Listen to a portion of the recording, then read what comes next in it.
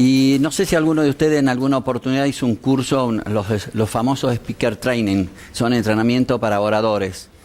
Y algunas de las cosas que normalmente te dicen, hay un decálogo, pero dos cosas principales son, primero, no hables nunca ni antes ni después del orador principal. Primer error mío. Y segundo, no dejes que en el título te pongan una pregunta, porque la vas a tener que contestar.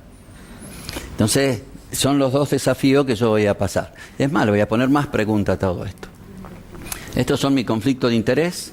Este es el único de desinterés, que es el Instituto de Investigación en Patología Respiratoria, donde yo trabajo junto con la doctora Ana María Stock. Y le doy una pregunta de por qué. ¿Por qué este tema? Y hay algo que es muy importante. 1.1, ahora 1.2 billones de personas en el mundo fuman. Sabemos que esta enfermedad está netamente vinculada, si bien no directamente vinculada, pero netamente vinculada al consumo de cigarrillo. Los que consumen en esta cantidad, 5 millones, casi 5 millones.5 actualmente, para el 2017, mueren por enfermedades vinculadas al cigarrillo. Quiere decir que cada 8 segundos alguien muere por culpa del cigarrillo.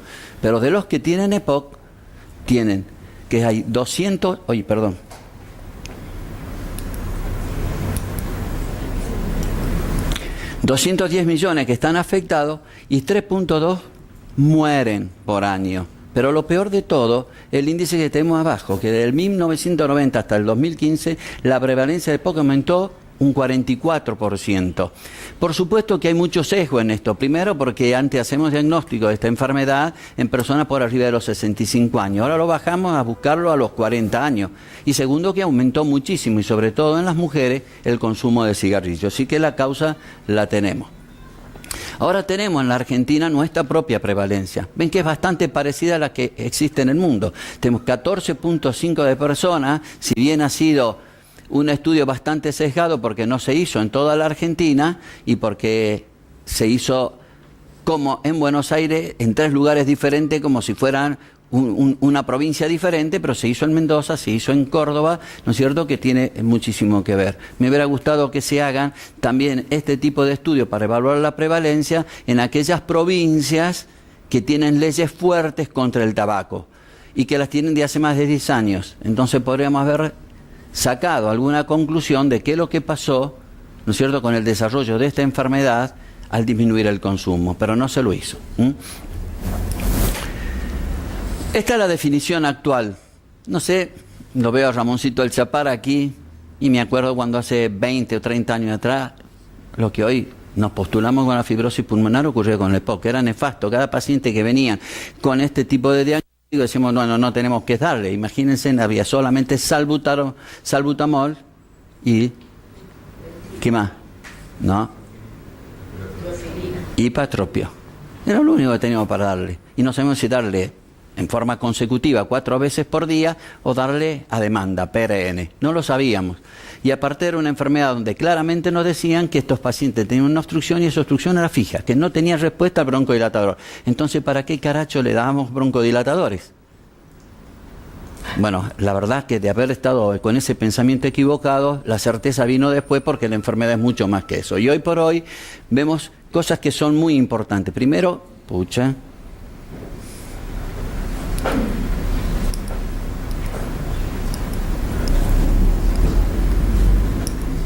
bueno, que es prevenible, que es tratable y que está caracterizada fundamentalmente por síntomas. Y hoy en día el objetivo del tratamiento son los síntomas. Hoy en día el objetivo del tratamiento no es aquel punto que es objetivo, que es de la obstrucción bronquial. Yo me acuerdo que hace más o menos unos 20 años me invitan a Córdoba y yo hablaba que en el futuro el asma bronquial no lo teníamos que dimensionar tanto por la espirometría, por el BEPS-1 y mucho más el EPOC. Me mataron, porque me mataron. Y había que dimensionarlo más en la percepción que el paciente tiene de su enfermedad, porque en realidad al paciente lo que le importa es eso. No me venga a hablar del BEPS-1, que está mejor, doctor, si yo me siento mal. Y que está vinculada fundamentalmente al humo del tabaco. Esto es otra cosa que uno le gustaría que en la definición cambie. ¿Por qué ponen algunos gases o partículas nocivas?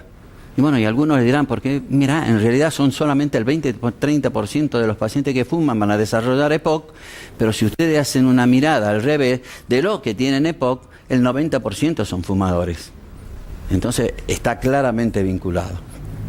Y por otro lado, las exacerbaciones y las comorbilidades, por supuesto, que contribuyen a una mala evolución de estos pacientes. Hoy por hoy, en la vida real, no consideramos tanto a la función pulmonar. Eso es solamente para los estudios. Para incluirlo en los pacientes, nosotros tenemos que saber que el índice BEPS-1 sobre capacidad vital forzada tiene que ser menos de 70 para que pongamos el título de una enfermedad que tiene mucho más que eso. Frecuentemente vemos pacientes que le hacemos una tomografía y tiene un claro enfisema, pero si no tiene menos de 70 no tiene EPOC. Y tiene síntomas, y tose todos los días, y le falta el aire, y tiene limitaciones, y no obstante no es EPOC, porque necesitamos espirometría. Y si queremos dimensionar el grado de severidad, nos fijamos en el BEPS-1. Pero esta enfermedad tiene mucho más que eso, y a eso es lo que yo me voy a referir. Primero, aliviar los síntomas. Segundo, reducir la frecuencia y gravedad de las exacerbaciones. Y vamos a ver después si esto está discutido, si solamente lo hacemos con broncodilatadores y jerarquizar la importancia que tienen los broncodilatadores para esto, o que realmente necesitan corticoides. Mejorar la calidad de vida, mejorar la tolerancia al ejercicio, y eso es salud para el paciente. Eso es lo que el paciente quiere. Dejemos fundamentalmente los valores para los estudios de investigación. Esto van a ver que estaba en la clasificación anterior de las guías GOL y que ahora, como vemos, lo sacaron un poquitito porque sirve para dimensionar el grado de severidad, y son los postulados que uno tiene cuando, como objetivo, tal vez primario, en la mayoría de los estudios de investigación. Bueno, eso está cambiando. Nos estamos fijando más también en la percepción de la disnea, en la calidad de vida que tienen los pacientes, en la capacidad de ejercicio que tienen los pacientes y fundamentalmente de no tener exacerbaciones. Y esto lo vemos en este punto que es muy importante. Si nosotros, el de arriba, el puntero, bueno, si nosotros, bueno, el de abajo, bueno, si ustedes ven cuánto tiene que perder de la parte funcional respiratoria un paciente, el 50% para que recién manifieste síntomas.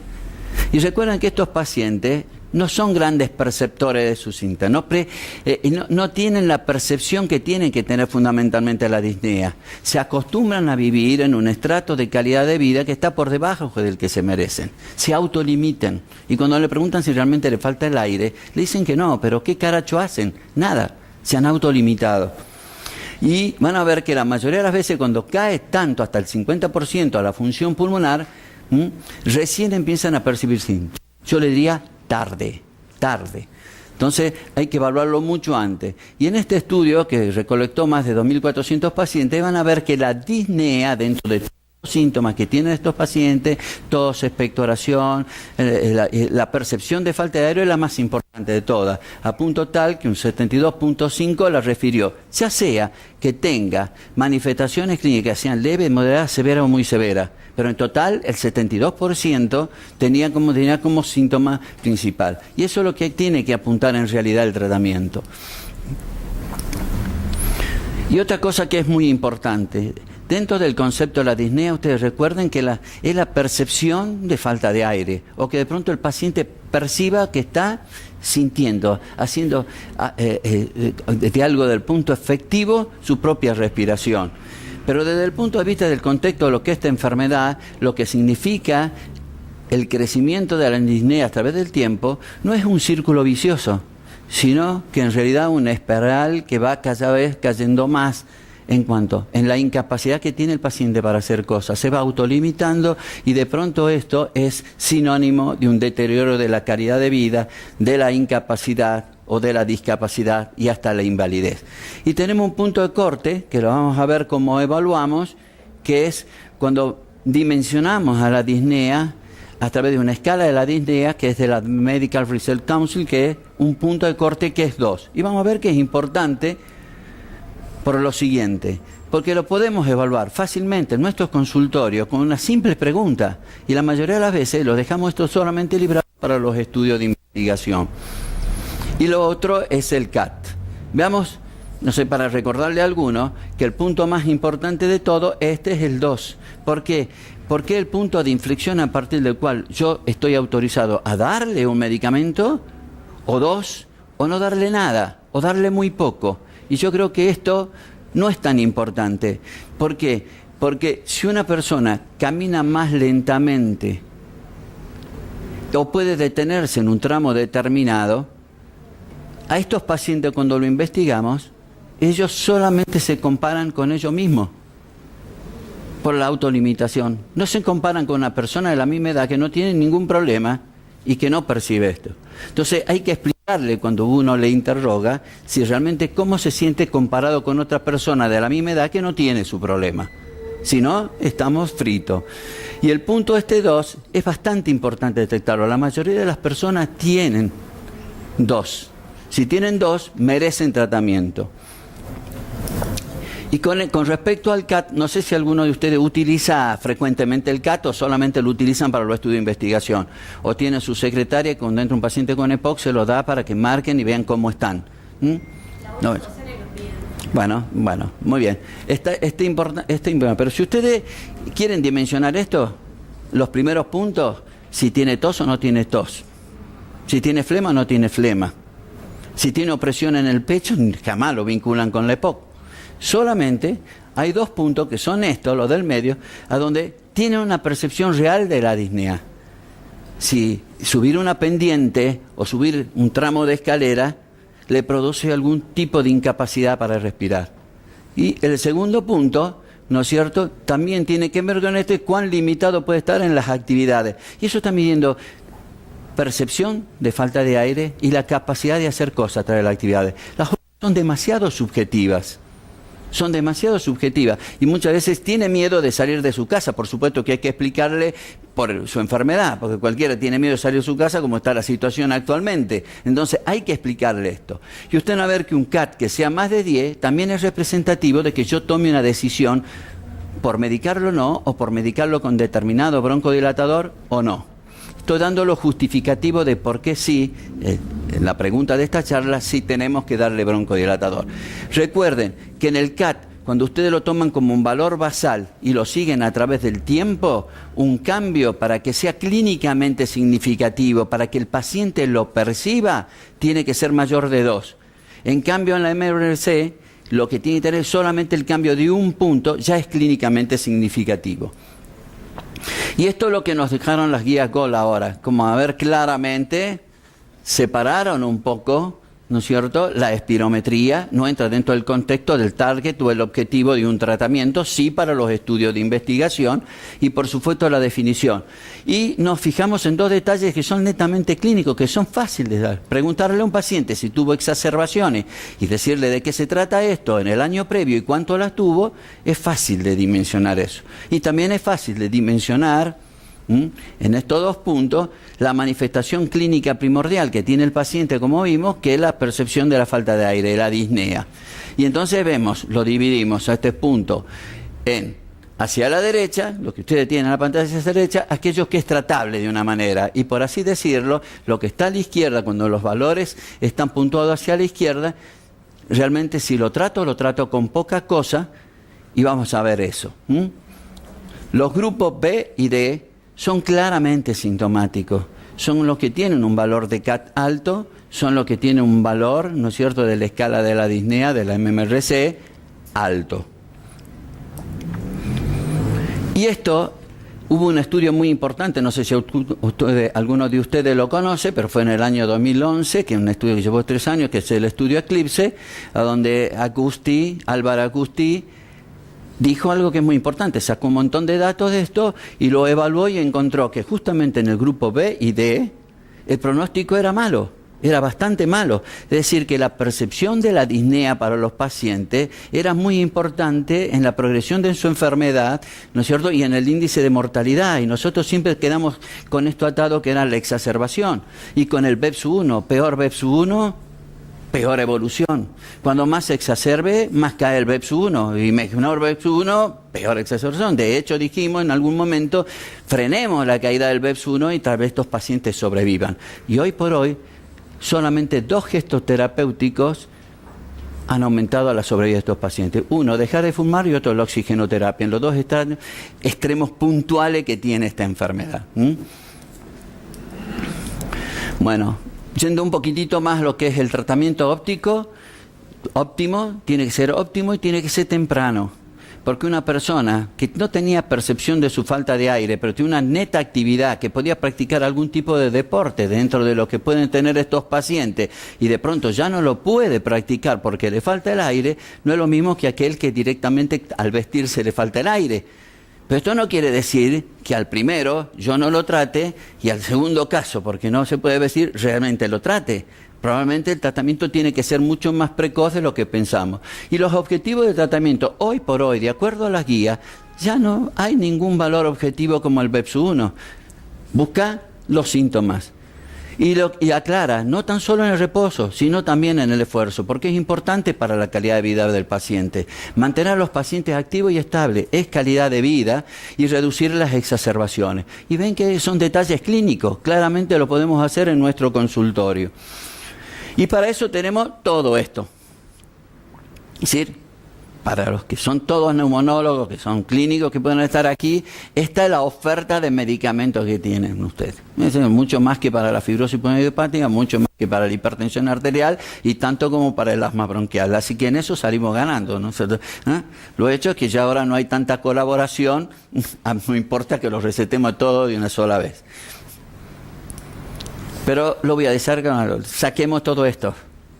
Saquemos por aquí, excluimos a aquellos broncodilatadores de acción corta, solamente lo utilizamos PRN según necesidad. Y vamos a ver que los broncodilatadores de acción prolongada juegan un rol protagónico en esta enfermedad. Y constituyen la primera opción farmacológica para mejorar los síntomas y para mejorar la calidad de vida.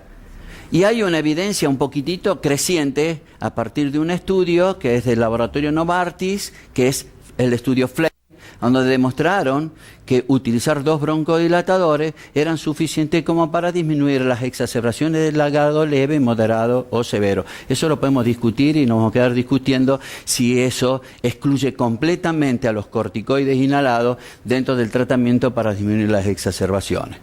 Yo soy de los que estoy totalmente a favor y me moriré dando el favor a que los corticoides, bien dados y como tienen que ser en tiempo, en forma y en la dosis, van a favorecer mucho más que dar 2 broncodilatadores.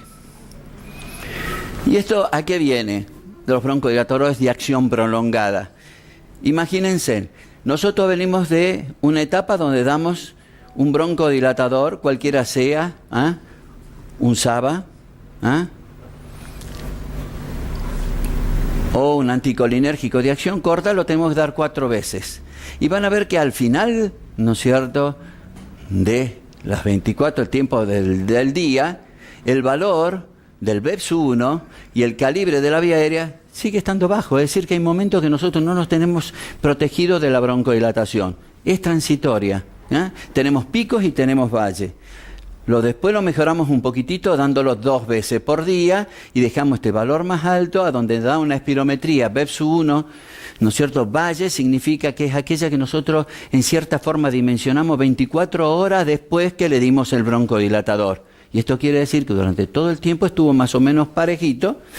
Y cuando les damos una sola vez por día, que son los broncodilatadores que actualmente estamos discutiendo, van a ver que el valor es solamente un valle bastante alto y el valor al final, no tan solo de la broncodilatación, sino medido a través del BEPS-1, 24 horas post-dosis, sigue alto.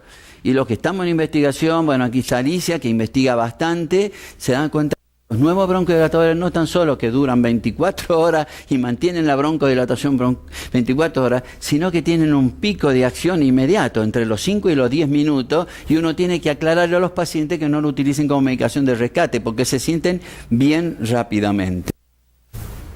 Ante esto, el rol hoy por hoy de los broncodilatadores para el EPOC estable, no la que esté inestable, es de uso regular. ¿Y eso qué consigue? Disminuye los síntomas, disminuye las exacerbaciones, mejora la calidad de vida y la tolerancia. Y tenemos 2 grupos de broncodilatadores. Aquellos que son beta-2 agonistas y aquellos que son anticolinérgicos. No vamos a entrar en el detalle, pero sabemos que están por separado y lo podemos usar por separados, o que hay muchas combinaciones y vamos a ver si qué es lo que es mejor. Hay una mayor eficiencia asociada también a la eficacia, es decir, nosotros tenemos una clara eficacia de estos broncodilatadores de acción prolongada. Se unen muy bien al receptor, consiguen sus objetivos y por ser de una sola vez por día y los dos en un solo dispositivo le da eficiencia. Así que tenemos eficacia y eficiencia claramente en ellos. Y bastantes estudios han demostrado que dos son más que uno, no numéricamente. Y si los ponen juntitos, mucho mejor. Es decir, que los constituyentes broncodilatadores, ya sea anticolinérgico o beta-2 agonista, cuando se lo utilizan combinados son más que cada una de sus partes. Y esto no tan solo se lo ha visto en el rango de los valores espirométricos a través de las 24 horas, sino también en otras dimensiones o parámetros como la disnea, la calidad de vida. Claro que la disnea la mayoría de veces está evaluada a través del TDI, que cualquiera que haya manejado protocolo de investigación va a ver que el índice transicional de la disnea, uno tiene que aprender los 10 días para poderle transmitir al paciente y que interprete qué es lo que le está preguntando. No es muy fácil. Y previenen las exacerbaciones. Esto a través del estudio Flame, ¿no? La percepción de la y lo más importante de todo, que cuando tienen la exacerbación los pacientes están utilizando broncodilatadores, durante la exacerbación la percepción de la disnea, que es una de las manifestaciones de la exacerbación, es menor. Está claro esto, es decir, que más allá de que tienen la exacerbación, la percepción de la disnea baja. Y aquí, vamos un poquito más, tenemos los LABA, y vamos a ver cuál es la indicación para todos aquellos pacientes que son sintomáticos. Cuando son sintomáticos, no pensemos tanto si tose mucho, si expectora mucho. Pensemos si tienen disnea o no y cómo la catalogamos. Y para los que son sintomáticos tenemos las monoterapias, ya sea del beta-2, del anticolinérgico, el beta-2 agonista, y cumplen con todos los referentes en los objetivos que yo le acabo de especificar. Pero cuando los pacientes están utilizando un solo broncodilatador y no conseguimos, no hablemos de control porque aquí no hablamos de control como en el asma bronquial, la mejoría de sus síntomas, bueno, entonces tenemos la opción, ¿no es cierto?, de agregarle otro broncodilatador, ya sean separados o juntos en un mismo dispositivo, como aquí. Y vamos a ver por algunos estudios que la doble terapia da mejores beneficios que utilizándolo a cada uno por separado. Les muestro dos estudios, ¿no? Uno que tiene que ver con la asociación del indacaterol y el glicopirronio, a donde se lo compara con cada uno de los componentes por separado y se tienen un comparador activo también, más allá del placebo, con el tiotropio. Y ustedes claramente van a ver que la respuesta es mucho mejor cuando se lo utiliza combinado junto en el mismo dispositivo que cada uno separado y contra el tiotropio. Y los otros están bastante parejitos. Y aquí ocurre lo mismo, ¿no es cierto?, a través del periodo de 26 semanas que duró este estudio. Por ahí uno quiere, lo llevemos a las 52 semanas, pero las 52 semanas es muy bien. El estudio es muy bueno cuando uno evalúa exacerbaciones, pero no tanto, ¿no es cierto?, los síntomas u otras cosas. Y este otro estudio, que es de la asociación, ¿no es cierto?, de la Noro, que es el bilanterol y el lumeclidinium, a donde nuevamente se refiere que los dos componentes son más que cada una de las partes y mucho más que el placebo. Y lo más importante de todo es que van a ver que el valor que tiene que mejorar el BEPS-1 para que sea clínicamente significativo tiene que ser al menos 100 mililitros. Si no mejoran sobre el basal del estudio más de 100 mililitros, pues no es clínicamente significativo. El paciente no lo va a percibir como un cambio en la percepción de la disnea. Y entonces, esto para que ustedes vean, empezamos a hablar los nuevos, indacaterol, bilanterol y olanterol, la ventaja cada 24 horas, y dentro de los LAMAs tenemos dos, el glicopirronio y el lumeclidinium, porque la clidinium, que es cada 2 horas, podemos discutir después, pero no está todavía. Entonces, en esta instancia, ¿qué elegimos? Entonces estamos pensando solamente en la droga, como ya se lo voy adelantando, y también tenemos que pensar en el paciente que va a recibir esa droga, también tenemos que pensar en el dispositivo que va a suministrar esa droga. Entonces, los tenemos que evaluar un poco. Silvia daba los estándares recién de por qué, cuándo y cómo tienen que dar la medicación. Aquí se pasa lo mismo, pues tengo que dárselo, cuándo tengo que dárselo, dónde tengo que dárselo y cómo tengo que dárselo, ¿no? Y todos estos ítems tienen que ser evaluados antes de escalonar. En el asma bronquial nosotros podemos escalonar y también descender. Y si somos sinceros, una vez que escalonamos y a un paciente conseguimos el control del asma y se siente tan bien, quiero preguntarle a cuántos de aquí realmente le bajan la dosis o le sacan, bueno, lo sacan el tratamiento combinado de un broncodilatador con el corticoide y lo dejan solamente con corticoide. ¿Quién lo hace?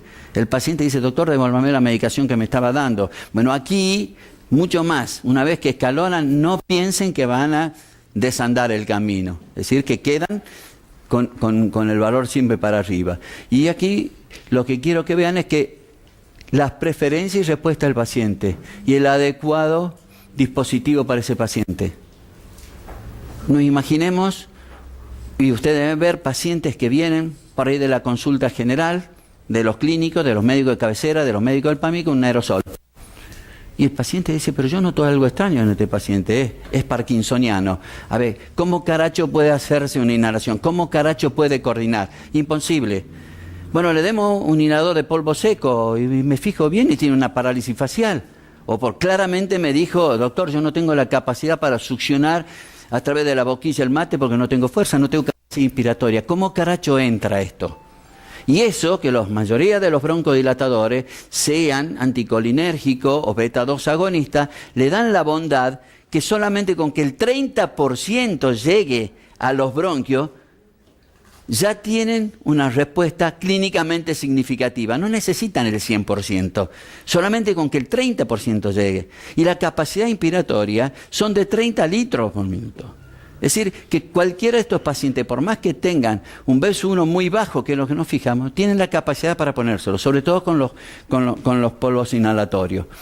Y esto vemos lo que ha pasado a través del tiempo. En 1969, supuestamente, el alunizaje, en aquel entonces aparece el primer broncodilatador, el salbutamol. Ustedes se imaginan el primer paciente asmático que de pronto se ponían de todo, porque yo creo que había una época que hasta le hacían enema de aminofilina y lo que había que broncodilatar eran los bronquios, no enema de aminofilina.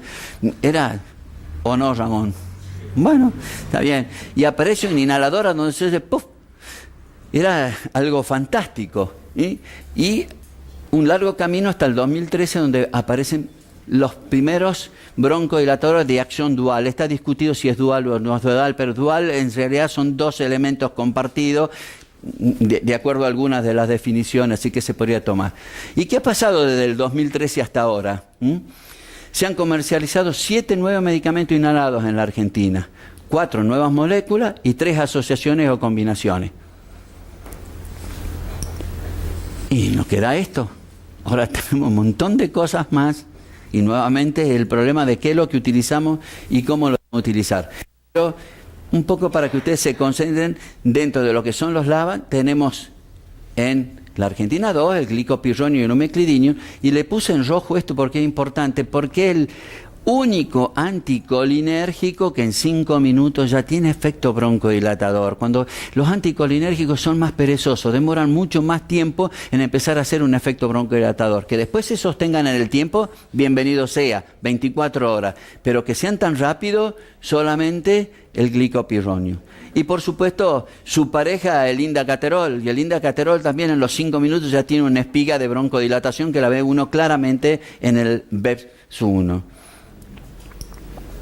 Estos son los LABA, nuevos, el olodanterol, el vidanterol y también el indacaterol, que ya lleva un tiempito más, pero como hablamos desde el 2013 para ahora, están estos dos. Y van a ver que todos siempre, los anticolinérgicos tienen una acción muchísimo más rápida de inicio, muchísimo más rápida, entre los 5 y los 10 minutos. Es decir, que lo estamos comparando con lo mismo que tiene el salbutamol, que fue el primer SABA.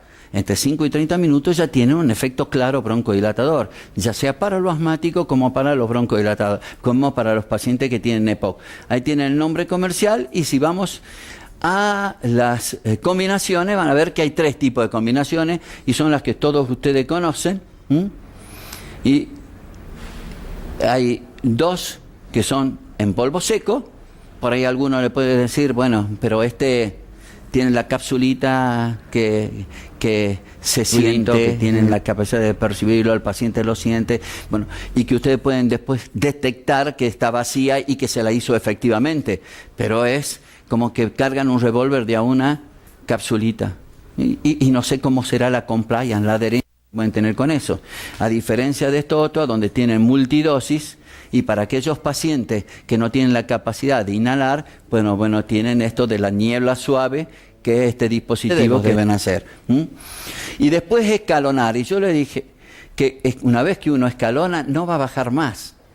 El punto aquí de discusión es si el LABA/LAMA realmente disminuye la tasa de exacerbación anual, o el tiempo hasta la primera exacerbación. Porque en ese estudio, lamentablemente, fue un muy buen estudio, pero en ese estudio el 70% de los pacientes que entraron eran pacientes que habían tenido una sola exacerbación el año previo, así que no tenían indicación de corticoide inhalado. Y el comparador, pobrecito, ¿quién es? El Ceretide, pobre Ceretide, de la década del 90, era en la época a donde que por enfermedad, está el EPOC, que en esa época era casi una enfermedad como de nicho, entonces era un medicamento que estaba destinado al asma bronquial, no había nada para el EPOC, bueno, veamos cómo funciona el EPOC. Y bueno, pero el EPOC tiene una inflamación diferente, bueno, entonces le demos con toda la dosis que hay, entonces le demos 1000 microgramos por día. Y con 1000 microgramos por día aparecen las neumonías. Pero no evaluamos nosotros si esos que tuvieron neumonía seguían fumando, tenían un índice de masa corporal menos de 25, o ya habían tenido neumonía aún antes de recibirlo. Entonces, sonó, guarda que esto produce neumonía, ¡pum!, al cajón. Pero no era una droga destinada para eso, no le echemos la culpa. Entonces, a la hora de elegir, ¿qué elegir? Esto seguro que no. Ya nos terminamos, sacamos todo el equipo esto de los aerosoles, estas cosas que estos pacientes no pueden manejar, y aparece esto. Es decir, todos estos nuevos dispositivos que son de polvo seco, y esto que más parece un vapeo, no hablemos de eso porque eso es sinónimo de cigarrillo electrónico, pero nos permiten poder elegir no tan solo la droga, sino el mejor dispositivo para el paciente. Y una cosita ya para ir terminando, rápida, es ¿qué es lo que podemos elegir? Si el paciente tiene una buena coordinación y no es un paciente ni epiléptico y que justo está con una crisis porque le sacaron los hidantoinatos o tiene otra cosa que no permite, si es sí, debemos garantizar que tenga este flujo inspiratorio. Usted dice, ¿cómo yo puedo hacer esto? Bueno, hay aparatitos que le miden el flujo inspiratorio, que succionan y marcan el valor. Los que estén en el orden de los 30 litros por minuto, bueno, eso pueden utilizar todo, y los que no lo tengan, bueno, tendrán que utilizar una aerocámara u otro medio. Pero yo les puedo asegurar que los nuevos dispositivos, si ustedes, por ejemplo, se fijan y abren, no quiero hacer propaganda de ningún dispositivo, pero si abren un Ellipta, van a ver que adelante, y esto mismo fue el Turbohaler, el primero que utilizó, tiene unas pequeñas penetraciones, una canaleta. Bueno, cuando ustedes succionan, ustedes pueden tener un flujo homogéneo que se puede depositar en cualquier lado. Es más, le hago una pregunta. ¿Cómo saben que cuando ustedes inhalan dos drogas que vienen por compartimiento diferente, las dos drogas se van a depositar en la misma parte del árbol bronquial para tener su efecto sinérgico? No me mientan. No me mientan, porque es imposible. Ahora tal vez hay una nueva molécula que la está estudiando AstraZeneca, que son los estudios PEAR, que es una especie de como pequeño cristal que tiene unas pequeñas fenestraciones a donde entran las drogas. Entonces, a donde esta perlita caiga, se van a liberar las dos drogas. Y entonces sí vamos a tener por primera vez un medicamento que tenga el efecto en el mismo lugar. También sabemos que los anticolinérgicos están mucho mejor en los bronquios más gruesos y los beta-2-adrenérgicos actúan más abajo. Pero yo le digo, la industria ya vio eso, y con que el 30% de la droga llegue y se deposite, tienen los efectos.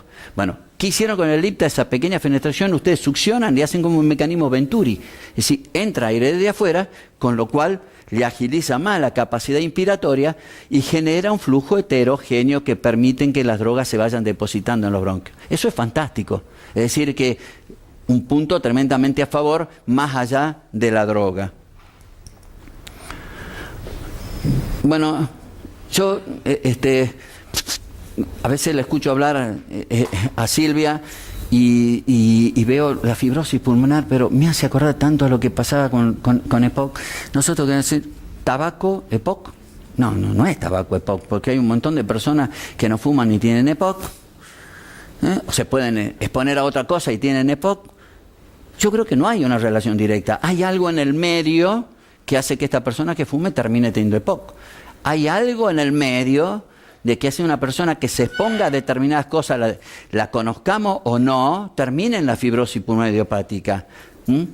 Y todo lo que hay ahí en el medio, o lo que ha pasado con la evolución natural de ese pulmón desde que nació, es tal vez la epigenética lo que determina de generar que este paciente termine en una fibrosis pulmonar o termine en un EPOC, porque no todos los que fuman lo hacen EPOC. Es decir, que en el medio hay algo, no una relación directa. Hay un polimorfismo genético que se va modificando a través del tiempo en base a la epigenética, a lo que tenía, lo que ha adquirido desde chico y a lo que se le ha seguido prestando a través del tiempo. Y esto es muy importante, porque hoy cuando tenemos que elegir, no tengamos dudas de elegir cualquiera de los broncodilatadores independientemente de la marca, porque todos los broncodilatadores de acción prolongada que yo les mostré, todos tienen esta característica, tienen más de un 80% de actividad intrínseca, de la capacidad de unirse al receptor beta-2 agonista y ser eficaz.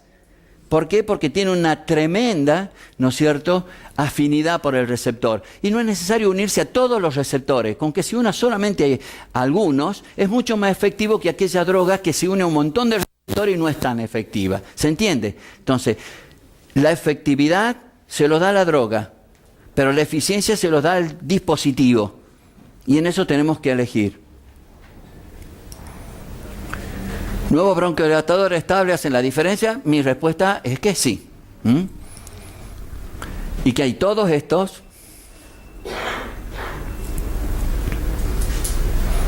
y vienen de dónde vienen, de la adrenalina y de la atropina, y que están en todos estos dispositivos que los podemos seleccionar, y que como conclusión tenemos que tomar que la broncodilatación prolongada, de acción prolongada, es tremendamente efectiva y es fundamental en la terapia del EPOC. La broncodilatación doble hemos visto que es mejor que cada uno de los componentes y es mejor en todas las variables de eficacia, en síntomas, calidad de vida, en las exacerbaciones, y si ustedes también quieren en la espirometría, pero en los pacientes no les vamos a ir a explicar que mejoró su espirometría con tal medicación. Y esto tenemos que, la broncodilatación simple, tal vez que dos drogas estén en un mismo dispositivo, mejora la adherencia, mejora el cumplimiento, pero ojo, hay algunas personas, me acuerdo de un alumno, estudiante de medicina, me dijo, bueno doctor, pero ustedes antes cuando utilizaban tratamientos combinados, en este caso un broncodilatador con un corticoide inhalado, 2 veces al día, que se olviden un día, por lo menos tenían una dosis. Aquí el día que se lo olvidan no tienen nada, y eso hay que decírselo a los pacientes. Y la verdad, los vemos al futuro, pero con algo que ya es viejo, un viejo inhalador. Y aunque ustedes no crean, todos estos inhaladores ahora tienen un dispositivo arriba, que están conectados, ¿no es cierto?, un programa bajado en el teléfono para que ustedes a distancia vean si el paciente cumple o no cumple con cada disparo. Lo estamos viendo en los estudios nuevos, ya tenemos unos chips nuevos que exponen, entonces los pacientes en el teléfono transmiten, nosotros vemos si están cumpliendo o no y los llamamos, che, no te está haciendo la dosis. ¿Cómo sabe? Es increíble, pero es lo que se viene. Y con respecto a la terapia triple, porque hay que dejar esto, nos queda esta gran duda, ¿no? En la terapia siempre hemos tirado LAMA, pero se quiere meter el corticoide inhalado por ahí, ¿no? Y ya ves, vos que tanto hablas de nosotros en contra del hombre, aquí hay dos, ¿no? Siempre donde hay un triángulo, no he visto mucho de 2 hombres y una mujer. Los hombres son más promiscuos. Sí, así dicen. Y tal vez lo que se viene en el futuro es una nueva molécula que se llaman MABA. Es decir, que la misma molécula va a tener los 2 efectos. No es que tengo 2 moléculas diferentes, y sobre eso se está estudiando bastante. Bueno, muchísimas gracias.